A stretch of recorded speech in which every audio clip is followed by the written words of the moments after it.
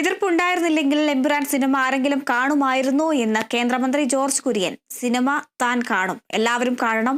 T Ramesh പറഞ്ഞതാണ് ബിജെപിയുടെ നിലപാട്. ഇപ്പോഴത്തെ നെഗറ്റീവ് അടുത്ത നിയമസഭാ തെരഞ്ഞെടുപ്പിൽ ബിജെപിയെ ഉയരത്തിലെത്തിക്കാനുള്ളതാണ്. മഞ്ഞിൽ വിരിഞ്ഞ പൂക്കളിൽ വില്ലനായി നെഗറ്റീവായാണ് മോഹൻലാൽ തുടങ്ങിയത്.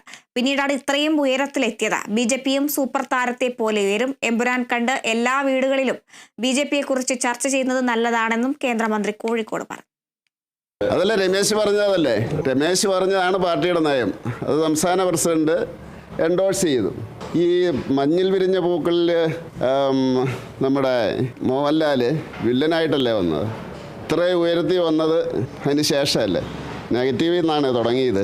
നെഗറ്റീവിൽ നിന്ന് തുടങ്ങിയാലേ മുകളിലേക്ക് എത്താൻ പറ്റുള്ളൂ. അതിനുവേണ്ടിയുള്ളൊരു തുടക്കമാണ്.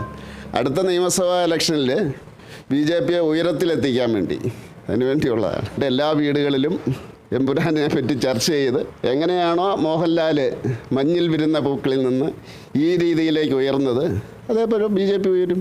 ഉയരങ്ങളിലേക്ക് ബി ജെ പി